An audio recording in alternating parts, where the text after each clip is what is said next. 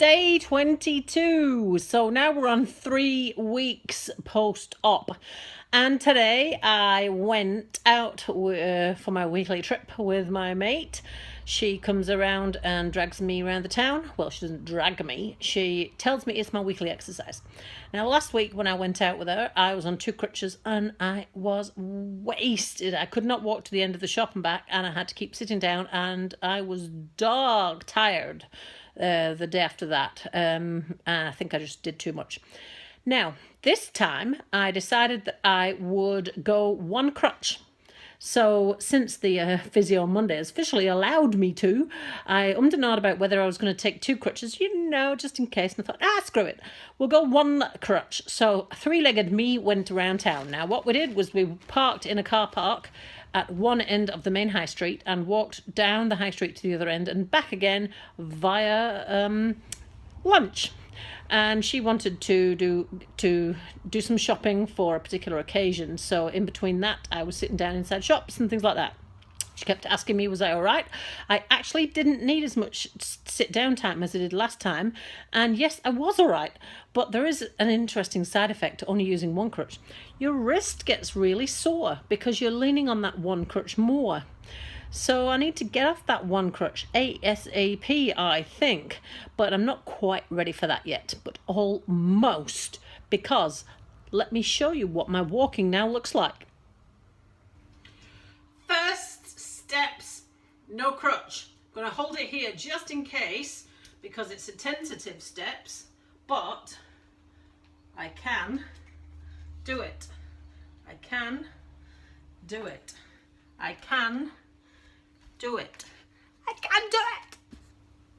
So, although I would not want to go very far, and I'd still have a crutch in my hand, it's actually almost there. She said that she reckoned I'd be skipping out the door by next week. So I don't know, we'll see how we go, whether we can progress to no crutches within a week. Judging by the rest of the progress, it could be possible, but I don't know. I can't quite get this quad firing like I thought I'd be able to. Now, I was standing in the kitchen going poke, poke, poke, trying to figure out why the bloody thing wouldn't work like the other one, tensing it like the other one. And now I'm really mystified, because I used to climb hills and things like that, and I was climbing Forest Hill the day before my op. So I just don't know what's going on here. My kneecaps do quite sore when I try and lift my leg. Now I've got half of the power back, but I can't quite do it completely. So I can get my foot into a car, but it's not just controlled. It's partly swing from the hip. But yeah, we're getting there slowly, just a bit slower than I wish. So despite doing all of this walking, I still decided I was going to persist with the exercises. Now I'm still doing the same ones. I've got a balance on 1 leg. Here's what it looks like. Now, you've got to admit that that is better, and I was able to get a bit further away from the wall, and I can hold the balance for about 10 seconds before I need to touch down. So that's improving. Then the wall slides. Now, I've got shoes on, which helps with the grip, and I've also got a plastic bag behind me, which helps me slide up and down the wall. I'm supposed to sit down into the wall sit until I can feel the weight transfer onto the other leg, and then up I go. So here's what they look like right now.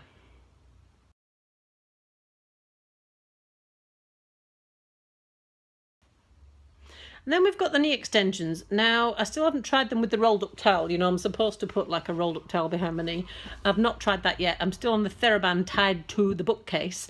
And this is what they look like.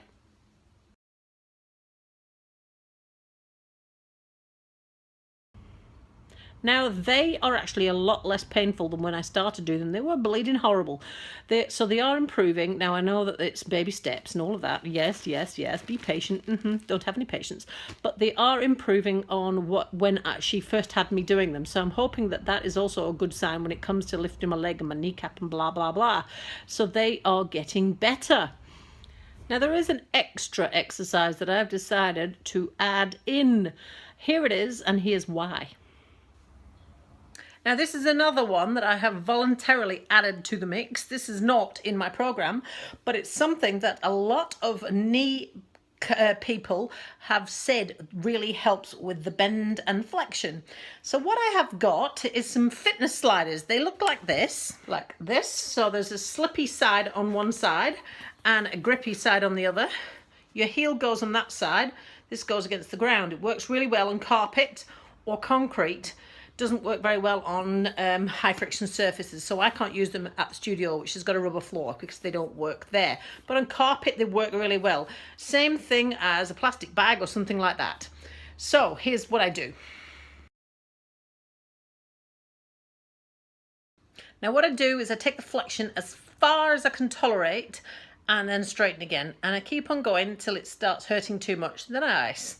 Today's probably not such a flash day because I have done a lot of walking this morning and my knee is already quite swollen, but I'm still going to do it. It just may not get so much bend, but I honestly, when I got up this morning, having done it yesterday, it felt a lot better. So I'm going to keep on persisting and hoping that this plus the other stuff in the mix will help me get that bend going on a little better.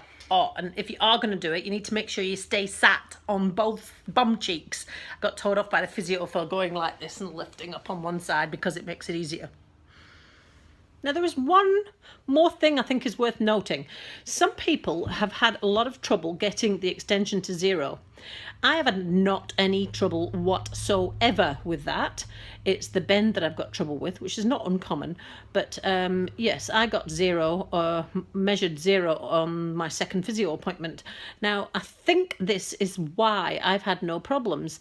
Now, I do see people talking about a wedge pillow, which lifts your leg up into sort of this sort of position, sort of like up like that. Now, the problem with that, from what I've read from some YouTube videos done by physical therapists, is that it has your leg permanently in a slightly bent position. So if you've got your feet elevated like that with your knee slightly bent, resting on something, then you're not going to have the full extension. Now, I have never done that. I was told I shouldn't have anything behind the knee, so I've never had anything behind the knee. My solution for it was, when complete extension was quite painful against the back of my knee, was a pillow the length of my leg, especially supporting my foot, but not all the way up to the top of my thigh. Now, I have since watched videos of physical therapists that actually suggest you do that in order to help gravity to straighten your leg. So even without even realizing, that's what I have been doing. And when I was sleeping in bed, that's what I did. And if I was going to, and there was a time when I had to elevate my knee a bit more to try and alleviate the pain. So I elevated my whole leg, including my foot, trying to keep the knee straight. Now, I definitely recommend you do that, because every time I sit in a seated position, I've got the leg straight out in front of me. Even now, I'm sitting here with ice on. I'll show you what position I'm in. So this is the leg. That's the ice pack. I've got this knee bent up because it sort of helps with my back. But this leg is completely straight and there is nothing underneath it. It's completely straight. So if you're having trouble getting to full extension, I would definitely recommend you try a few of those tips, because it's not something I've really ever had trouble with. Like I say, it's the bend I'm having trouble with, which is why I've added the heel sliders in.